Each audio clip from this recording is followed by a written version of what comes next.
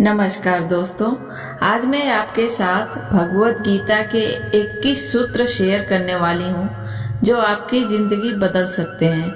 इसीलिए आप सब इस लाइफ चेंजिंग वीडियो को आखिर तक ज़रूर देखें। तो दोस्तों, बिना समय को गंवाए बढ़ते हैं इतिहास के उस सबसे बड़े ज्ञान के खजाने की तरफ जो इस दुनिया की ही नहीं बल्कि इस सृष्टि के सबसे बड़े मोटिवेशनल स्पीकर श्री कृष्ण के द्वारा दिया गया है और जिसको बड़ी आसानी से समझकर और उसे फॉलो करके कोई भी इंसान वो सब हासिल कर सकता है जो वो चाहता है।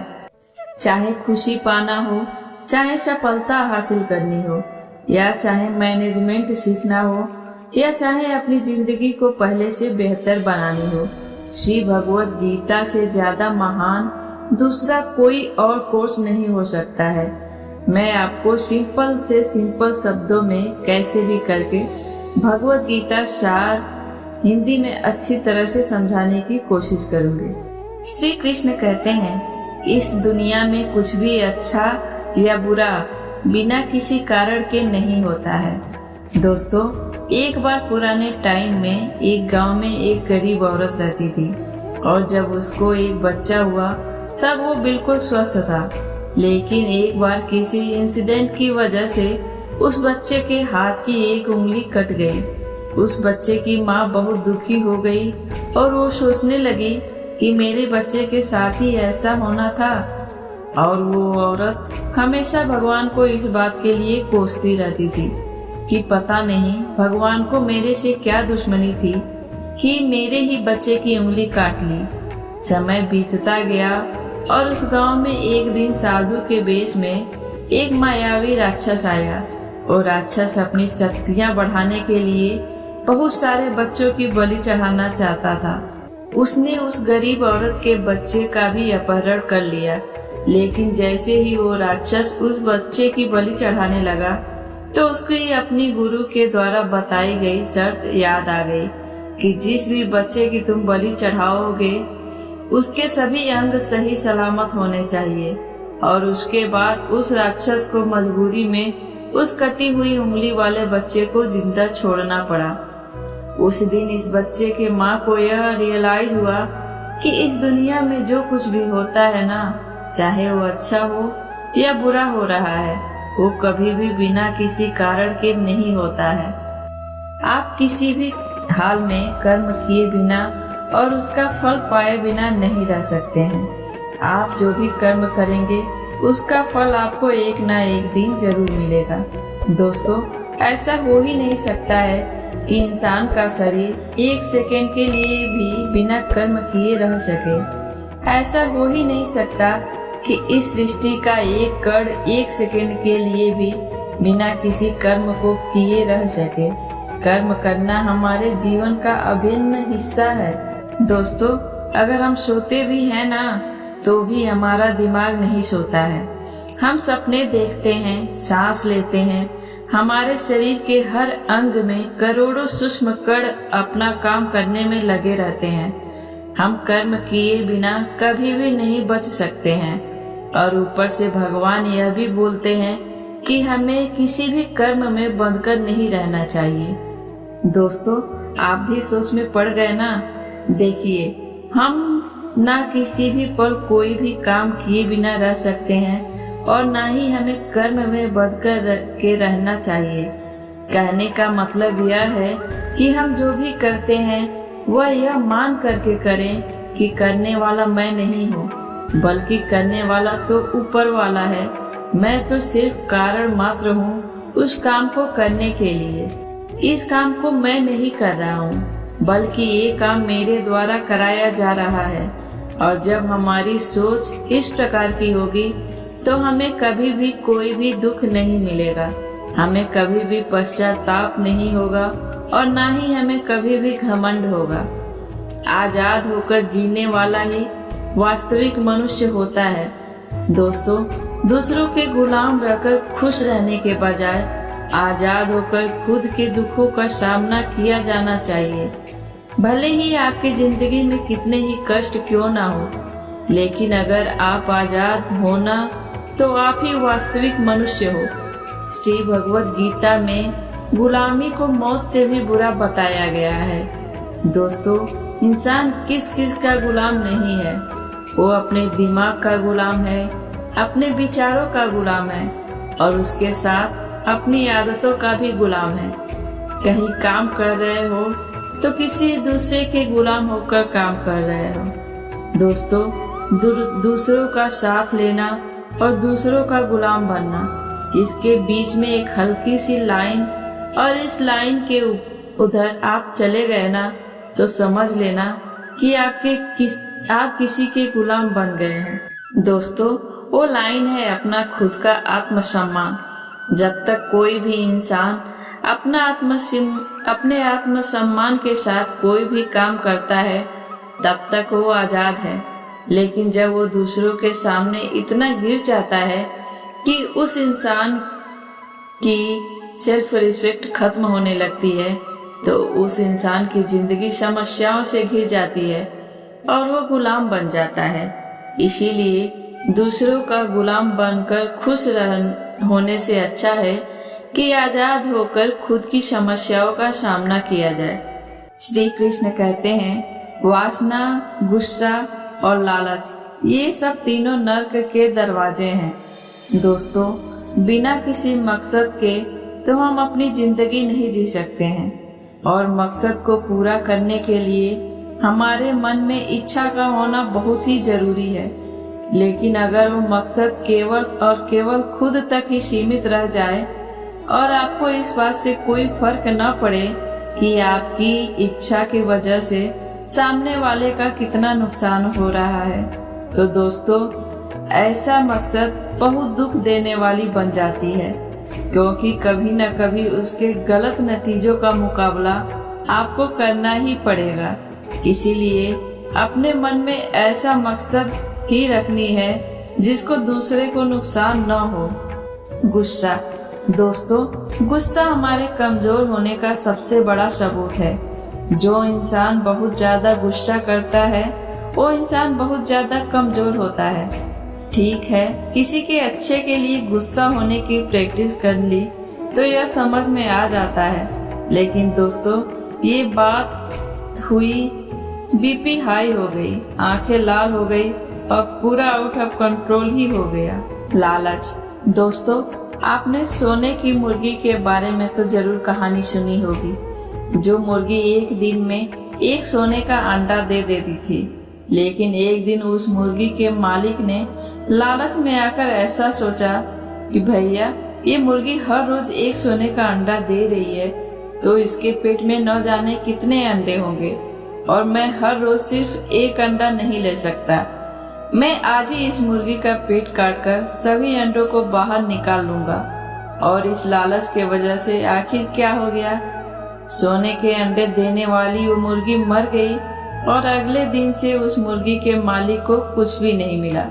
जितना उसको मिल रहा था ना, उसके लालच के वजह से वो भी उसके हाथ से छीन ले लिया गया। दोस्तों, इसीलिए कहते हैं वासना, गुस्सा और लालच, ये तीनों नर्क के दरवाजे हैं। और मरने के बाद वाले नर्क की बात नहीं कर रही हूँ, बल्कि नर्क के समान जिंदगी जीना मरकर नर्क जाने से भी बुरा है। इंसानियत के सिवाय इस दुनिया में कुछ भी नहीं रहता है। इंसान जब पैदा होता है तब वो नंगा आता है, और जब वो मरता है तब उसको ऐसे ही जला दिया जाता है। उसके साथ में कुछ भी नहीं जाता है।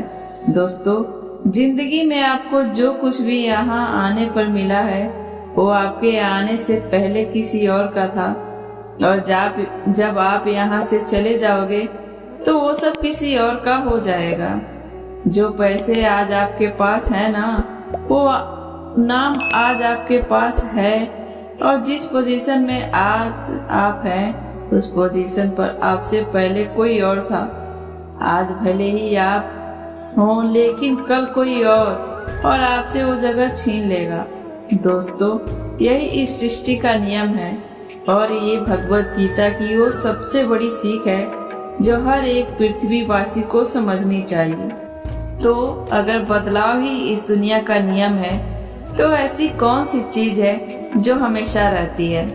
कोई तो ऐसी चीज जरूर होगी जो हमारे मरने के बाद भी इस दुनिया में रहेगी, और वो चीज है इंसानियत। दोस्तों, सबसे पहले आप एक अच्छा इंसान बनिए, और हर एक मनुष्य उस परमात्मा का अंश है, और हमारे सीधे तार उस परमात्मा से जुड़े हुए हैं। दोस्तों, हमारी आत्मा कभी भी गलत नहीं हो सकती है, पर हम शरीर के सुखों के लिए गलत कर्मों को करने में लग जाते हैं, और उनका नतीजा भी गलत होता है।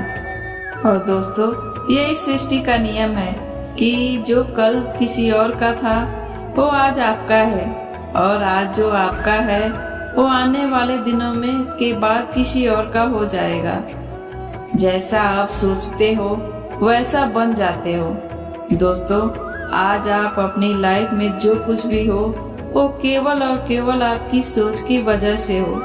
आज कोई भी इंसान अगर किसी लेवल पर है ना, चाहे वो लेवल ऊपर हो या नीचे की हो, वो सिर्फ उस इंसान की सोच की वजह से है। अगर एक भिखारी भी अमीर बनना चाहता है, और वो अगर बनना चाहे तो अमीर बन सकता है। दुनिया के किसी भी इंसान में इतनी हिम्मत नहीं है कि उसे अमीर बनने से रोक सके। और अगर एक अमीर इंसान बर्बाद होना चाहता है तो वो अपनी सोच से बर्बाद हो सकता है। अगर कोई क्रिकेट का भगवान है तो उसकी सोच की वजह से है, क्योंकि जैसा आप सोचते हैं ना, ठीक वैसा ही आप बन जाते हैं। अगर आपने किसी मंजिल को जीत लिया है तो उसको असल में जीतना मात्र एक औपचारिकता रह जाती है। श्री कृष्ण कहते हैं, शांत इंसान वही है जिसकी बुद्धि और आत्मा एक पक्ष में है। भगवत गीता से मिली सीख और इस वीडियो की 7वीं सीख यह है कि इस दुनिया में सबसे शांत इंसान वो है जिसकी बुद्धि और आत्मा एक पक्ष में है, जिनका दिमाग और दिल एक तरफ है। वो इंसान कभी भी खुश नहीं रह सकता है जिसके विचारों में बहुत सारी इच्छाएं होती हैं, और जब इच्छाएं पूरी नहीं हो जाती हैं तब उस इंसान के अंदर क्रोध पैदा होने लग जाता है कि मेरा यह काम क्यों नहीं हो पा रहा है। अगर आप अपने आप को काबू में करके वो कर पाते हैं जो आप करना चाहते हैं, और जो वास्तव में सही है और वो आपको संतुष्टि देता है, और जो कि आपको वास्तव में करना चाहिए, तो आपको खुश रहने से कोई भी नहीं रोक सकता है। हमारे मन का अशांत रहने का सबसे बड़ा कारण यही है कि हम सारी इच्छाओं के पूरी होने की शर्त पर अपनी खुशियों को एक कोने पर बांध कर रख देते हैं। जबकि खुशियाँ क्या है? खुशी एक मानसिक अवस्था है। इसीलिए कहा जाता है कि जो आपका मन करे वो कीजिए। अगर आपका मन करता है कि खुले आसमान में उड़ान भरूं, तो आप उड़ान भरिए, और उसके साथ ही अपने विचारों को दिल से सहमत रखिए। कोई भी काम अच्छा या बुरा सिर्फ उस काम करने के पीछे के इरादे से निश्चित होता है। दोस्तों, कोई भी काम अच्छा और बुरा वो केवल एक वजह से बनता है, और वो है उस काम को करने के पीछे आपका इरादा कैसा है। आप उस काम को करना क्यों चाहते हैं? क्या आप उस काम को इसीलिए कर रहे हैं क्योंकि जिससे आपका कोई स्वार्थ पूरा हो, या आप इसलिए काम कर रहे हैं कि किसी का भला हो जाए? काम भले ही एक हो, लेकिन उसका नतीजा इस बात पर निर्भर करता है कि आपका उद्देश्य सही है या बुरा। महाभारत के युद्ध में पांडव भी युद्ध कर रहे थे और कौरव भी कर रहे थे, लेकिन दोनों के उद्देश्य बिल्कुल विपरीत थे। पांडव अपने धर्म के लिए युद्ध कर रहे थे और कौरव अधर्म के लिए युद्ध कर रहे थे। दोनों एक ही मैदान में थे और दोनों ही अपनी पूरी ताकत के साथ एक दूसरे से लड़ रहे थे, लेकिन दोनों का काम एक होने के बाद भी और मेहनत भी एक होने के बाद भी कौरव हार गए और पांडव जीत गए। इसके पीछे का कारण एक ही था, और वो है उनका काम करने को पीछे का इरादा अलग अलग था। एक का इरादा सही था और एक का इरादा गलत था। सच्चाई और अच्छाई को ना कभी हराया जा सकता है और ना कभी छुपाया जा सकता है। दोस्तों, सच्चाई और अच्छाई को ना कभी हराया जा सकता है और ना कभी छुपाया जा सकता है। इसीलिए सच कहने और अच्छे कामों को करने से कभी मत डरिए। इस विषय में भगवान बुद्ध भी कहते हैं कि सच्चाई और सूरज को ज्यादा देर तक छिपाया नहीं जा सकता है। एक वक्त आने पर इनको दुनिया के सामने आना ही पड़ता है। आप उनके सामने आने से नहीं रोक सकते हैं। इसीलिए अगर आज आप ऐसा कोई काम कर रहे हो जो गलत है और जिसमें झूठ है, तो आपको उस काम को तत्काल ही छोड़ देना चाहिए, क्योंकि किसी न किसी दिन आपकी सच्चाई इस दुनिया के सामने जरूर आएगी। हम सब अपनी लाइफ में बहुत सारे झूठ हर रोज बोलते हैं, किसी के आरोप से बचने के लिए या फिर अपना फायदा देखने के लिए हम झूठ बोलना पड़ता है। भगवत गीता में यह भी कहा गया है कि अगर आप कोई ऐसा सच बोलते हैं जिससे किसी मासूम के साथ अन्याय होता हो, तो वह बोला गया सच अच्छा नहीं होता है। और अगर आप ऐसा असत्य बोलते हो जिससे किसी का भला हो पर किसी का नुकसान भी नहीं होता है, तो बोला गया असत्य भी बुरा नहीं होता है। इसमें महत्वपूर्ण बात यह है कि किसी के साथ अन्याय नहीं होना चाहिए। दोस्तों, इस सत्य, असत्य और असत्य सत्य को समझना बहुत ही बारीकी का काम है। इसीलिए अपने विवेक से 2 बार सोच के उसके बाद ही निर्णय लें कि आपको क्या बोलना चाहिए और क्या नहीं बोलना चाहिए। कुछ पाने के लिए संघर्ष करना अनिवार्य है। दोस्तों, अगर आप अपनी लाइफ में कुछ भी पाना चाहते हैं तो आपको उसके लिए संघर्ष करना ही पड़ेगा। और अगर आप संघर्ष नहीं करना चाहते हैं तो आपको इस बात का दुख नहीं होना चाहिए कि आपको वो सब हासिल नहीं हुआ जो आप हासिल करना चाहते थे। अगर आपको आपके कर्मों का अच्छा नतीजा चाहिए या आपको आपकी लाइफ में सब कुछ बड़ा हासिल करना चाहते हैं, तो फिर आप ये मत देखिए कि मेहनत करने का सही समय कौन सा है, या आप ये मत देखिए कि आपको भूख लग रही है या प्यास लग रही है, गर्मी लग रही है या सर्दी लग रही है। अगर आप अपनी लाइफ में कुछ पाना चाहते हैं तो आपको संघर्ष करना ही पड़ेगा। और अगर आप संघर्ष करना नहीं चाहते हैं तो आपको जितना कम मिले या कुछ भी ना मिले, या आपका बुरा हो या आपके साथ गलत हो, तो आपके पास इतनी हिम्मत होनी चाहिए कि इन सभी दुखों को सहन कर सको, क्योंकि ये आपकी लाइफ थी और आपके सपने थे और आपकी मेहनत थी। जिसको मेहनत करनी थी वो मेहनत करके सुखों को भोग रहा है, और जिसको सिर्फ कोरे सपने देखने थे वो आज भी वैसा ही है जैसा वो तब था जब उसने वो सपना देखना शुरू किया था। आपको अपने सपनों के लिए संघर्ष हर हाल में करना ही पड़ेगा। हमें सिर्फ कर्म करने के अधिकार हैं, फल के बारे में न सोचें। आपको काम करने की तो छूट है, लेकिन जब आपके उस काम में होने वाली जीत और हार में खुद को बांध करके नहीं रखना चाहिए। ये एकमात्र ऐसी चीज है जो अगर इंसान समझ ले तो उसके 100% दुख समाप्त हो सकते हैं और वो बिना परेशान हुए मेहनत कर सकता है।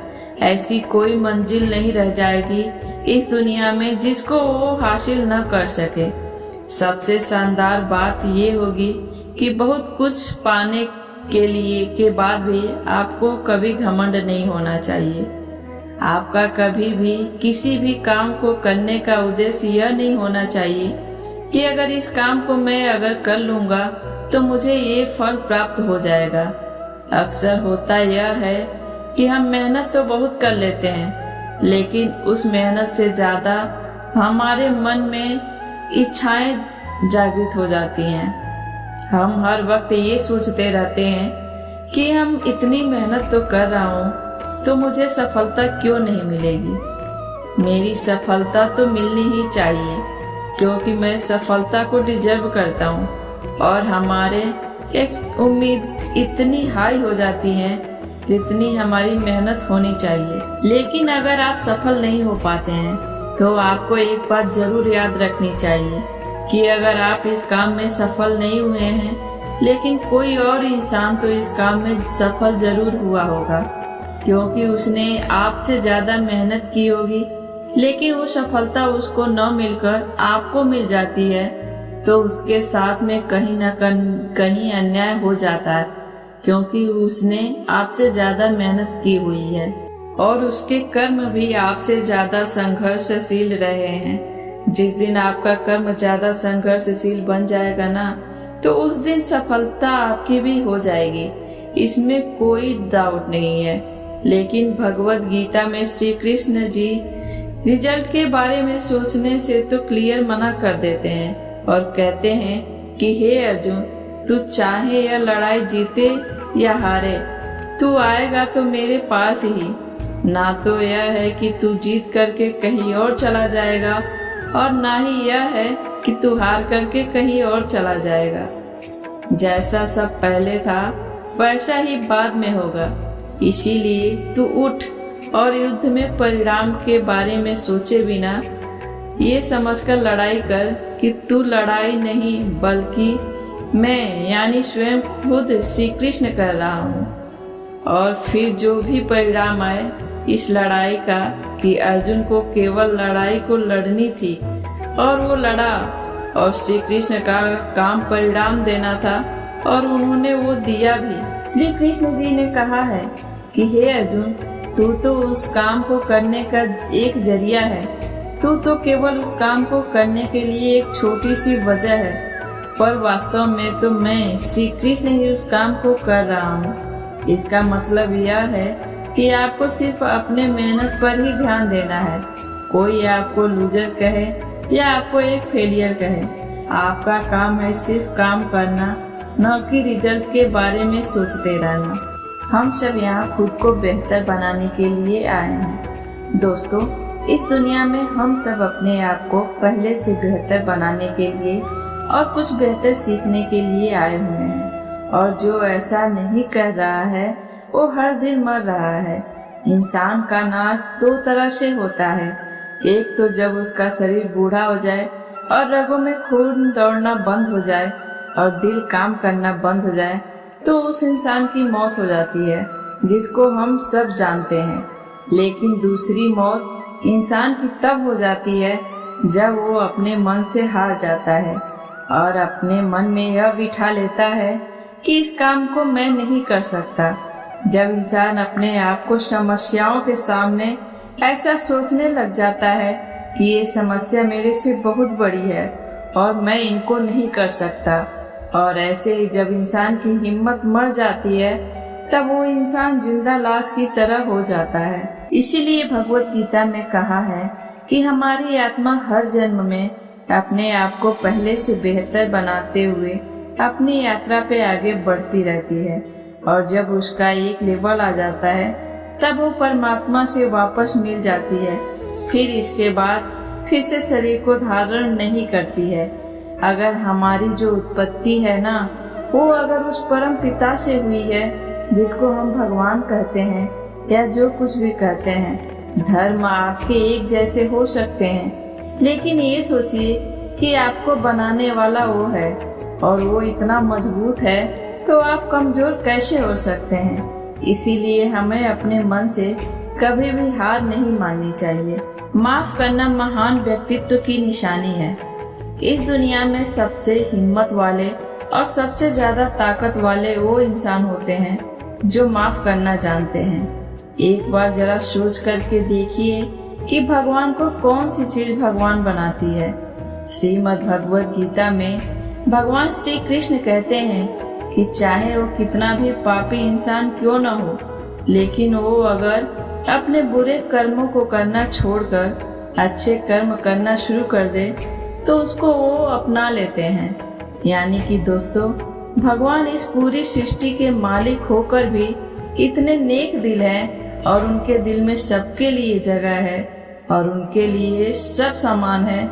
माफ करना महान व्यक्तित्व की निशानी है और माफ वही कर सकता है जो सामने वाले के लिए किसी न किसी नजरिए से बड़ा हो, चाहे वो ऊपर में बड़ा हो, चाहे वो अच्छे काम करके बड़ा हुआ हो, या चाहे ज्यादा पैसे कमा करके बाद बड़ा हुआ हो।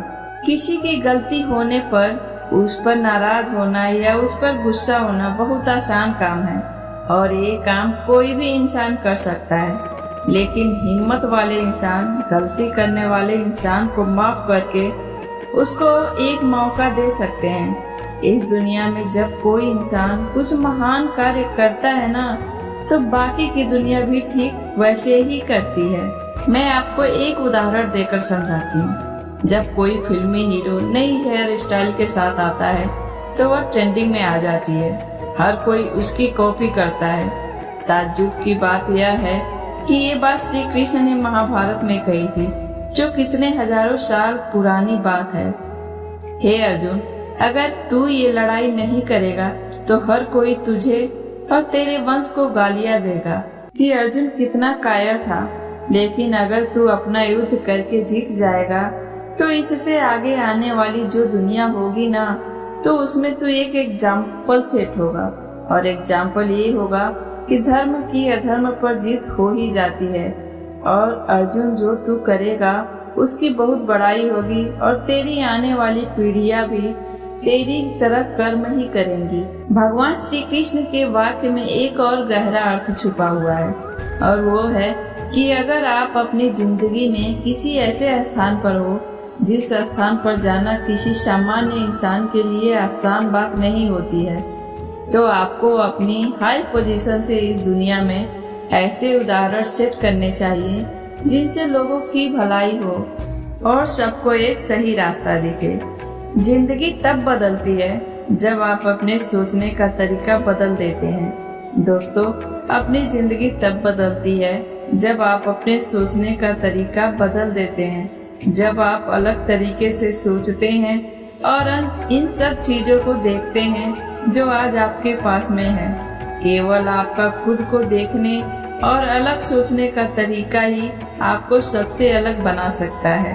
हम सब अपनी लाइफ में बहुत कुछ करना चाहते हैं और हम सब सपने देखते हैं कि मेरे पास करोड़ों रुपए हो, मेरे पास एक शानदार कार होनी चाहिए, मेरे पास बहुत ज्यादा प्रॉफिट वाले बिजनेस होने चाहिए। ऐसा सोचना कोई बुरा नहीं है, बल्कि अच्छी बात है। सोचना अच्छी बात है और हर किसी को सोचने का जन्मसिद्ध अधिकार है। अगर आप एक अच्छी कल्पना कर सकते हैं तो यह बहुत बड़ा सबूत है इस बात का कि आप अभी भी जिंदा हैं और अपनी जिंदगी को अच्छे से जी रहे हैं। आपको अपने बड़े बड़े सपनों के साथ ही अपना सोचने का तरीका भी बदलना होगा।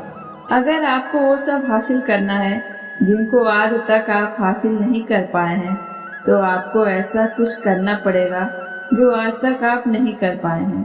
आप वही सोचते और करते रहेंगे जो आप आज तक करते आए हुए हैं, तो आपको इस बार भी वही मिलेगा जैसा आपको आज तक मिलता आया है। दोस्तों, शब्दों में मत फंसना, भावनाएं समझ लेना। कुछ अलग पाने के लिए कुछ अलग करना पड़ता है। अपने सोचने का अलग नजरिया, आपको अपनी परिस्थितियों को देखने का अलग नजरिया और अपने काम करने का एक अलग यूनिक तरीका ही आपको एक यूनिक और महान इंसान बना सकता है। इस दुनिया में कुछ भी असंभव नहीं है। दोस्तों, हमें ऐसा लगता है कि अपने मन को गुलाम बनाना मुश्किल है, लेकिन भगवत गीता में कहा गया है कि इस दुनिया में कुछ भी असंभव नहीं है। हम अपने दिमाग को और अपने विचारों को और अपने आप को खुद के वश में कर सकते हैं, बशर्ते अगर हम ऐसा करना चाहें तो, और अगर इसका अभ्यास करें तो संभव है। जब श्री कृष्ण अर्जुन से कहते हैं कि हे अर्जुन, तुझे अपने मन को काबू में रखकर अभी केवल और केवल अपने युद्ध पर ध्यान देना चाहिए, तो उसके बाद अर्जुन श्री कृष्ण से कहते हैं कि हे भगवान, आपने तो यह कह दिया कि ये मन हर सुख दुख और हर बीमारी की जड़ है, पर ऐसा तो हो ही नहीं सकता कि इंसान अपने मन को पूरी तरह से अपने काबू में कर ले। तो फिर ऐसा कौन सा तरीका है जिससे मैं अपने मन को काबू में कर सकता हूँ? इस प्रश्न पर भगवान श्री कृष्ण जवाब देते हुए कहते हैं कि दुनिया में ऐसा कोई काम नहीं है जिसको कोई इंसान नहीं कर सके। प्रयास हर काम सफल बनाया जा सकता है। अगर कोई किसी पहाड़ को फतह करना चाहता है और अगर वो एक बार में ऐसा नहीं कर पाता है तो उसकी अपनी कोशिश जारी रखनी चाहिए। अगर आप किसी काम को करने में फेल हो रहे हैं और अगर आपको उस काम में सफलता हासिल करनी है तो आपको अपनी फेल होने की दर बढ़ानी होगी। किसी महान इंसान ने कहा है कि आपको केवल इस बात से ध्यान रखना है कि अगर मुझे इस पहाड़ पर चढ़ना है तो मुझे सिर्फ चढ़ना है। आपको इस बात से मतलब नहीं रखना है कि आपको 100 बार प्रैक्टिस करनी पड़े या 1000 बार फिर से प्रयास करना पड़े। आपको चढ़ना है मतलब चढ़ना है। और जब आप प्रैक्टिस करेंगे तो ये मन के विचारों वाला पहाड़ है ना, उसको भी आप घुटनों तले ला देंगे। भगवान श्री कृष्ण जी कहते हैं कि अभ्यास से सब कुछ संभव है, चाहे वो कोई काम हो या मन को काबू में करना हो। जिसकी शुरुआत होती है उसका अंत भी जरूर होता है। इस दुनिया में हर वो चीज जिसकी शुरुआत होती है उसका अंत कभी न कभी जरूर होता है। और जब किसी भी चीज का अंत होता है ठीक वहीं पर एक नई शुरुआत भी होती है। ये चक्र कई अनंत सदियों तक ऐसे ही चलता आया है और ऐसे ही चलता रहेगा। जब तक ये कायनात रहेगी तब तक ये चक्र ऐसे ही चलता रहेगा। चक्र होती ही ऐसी चीज है जो कभी खत्म नहीं होती है। आज आप खुश हो, कल आप थोड़े ठीक रहोगे, उसके बाद थोड़ा दुख मिलना शुरू हो जाएगा और इसके 3 दिन बाद आप पूरी तरह से दुखी हो जाओगे। फिर उसके बाद फिर आपके पास उम्मीद की किरण आएगी और आपको बेहतर महसूस होना शुरू हो जाएगा। आपको ये लगने लगेगा कि आपका अच्छा वक्त आने वाला है और आपको सुख मिल रहा है। लेकिन दोस्तों, वहाँ पर भी आप कुछ पल के लिए ही रुकेंगे। पहाड़ की चोटी पर जाने के बाद वहाँ से केवल नीचे आने का ही रास्ता बचता है और आपके सुख कम होने लगते हैं। फिर आप नीचे आएंगे और फिर आप ऊपर चढ़ेंगे। हर वो चीज जिसकी शुरुआत होती है उसका अंत होना निश्चित है, चाहे वो हमारा शरीर ही क्यों ना हो। और हर वो चीज जिसका अंत होता है उसकी कभी न कभी शुरुआत जरूर होती है, चाहे उसको उम्मीद ही क्यों ना करते हो। इसीलिए सुख और दुख की भावनाओं के चक्कर में मत फंसना और हमेशा शांत रहने की कोशिश कीजिए, चाहे कितना ही सुख हो और चाहे कितना ही दुख क्यों ना हो। शरीर से बड़ी हमारी इंद्रिय और इंद्रिय से बड़े विचार और विचारों से बड़ी हमारी बुद्धिमानी और हमारी बुद्धिमानी से बड़ी है उसको आत्मा कहते हैं। दोस्तों, हमारे शरीर से बड़ी हमारी इंद्रिय होती है और इंद्रिय से बड़े हमारे विचार होते हैं और हमारे विचारों से बड़ी हमारी बुद्धिमानी होती है और हमारी बुद्धिमानी से भी ऊपर हो उसको आत्मा कहते हैं। दोस्तों, यह सीख आपको आध्यात्मिक लगती होगी, लेकिन मैं आपको इस तरीके से समझाने की कोशिश करूंगी कि आपको यह समझ में आए और आप इसे अपने आज के जीवन में अपना सकें। श्री कृष्ण भगवत गीता में कहते हैं कि हमारा शरीर तो सबसे नीचा है। जो लोग अपने शरीर और उसकी खुशी के बारे में ही सोचते हैं उस इंसान का लेवल सबसे नीचे रहता है। उससे ऊपर उठकर अपने विचारों में जीता है तो वहाँ से बहुत चांसेस होते हैं कि वो इंसान कुछ ऐसा सोचे कि जिससे उसकी पूरी जिंदगी पूरी तरह से बदल जाए और वो इंसान कुछ बड़ा काम कर जाए। जो इंसान अपने विचारों से भी ऊपर उठकर बुद्धिमानी लेवल पर आ जाता है तो वह अपने बुद्धिमानी से अपने विचार और अपने शरीर को कंट्रोल में कर सकता है। जो इंसान धार्मिक लेवल पर आ जाता है ना, जैसा कि भगवत गीता में श्री कृष्ण जी कहते हैं कि कर्म तो कर लीजिए, लेकिन ये सोचकर मत करे कि ये कर्म मैं कर रहा हूँ, बल्कि ये सोचकर कर्म कीजिए कि भगवान मेरे द्वारा कर्म करवा रहे हैं। जब इस तरह से सोचने लग जाओगे तो आप बुद्धिमानी लेवल से भी ऊपर चले जाओगे। खुश रहना या दुखी रहना ये सिर्फ आपकी मानसिक अवस्था है।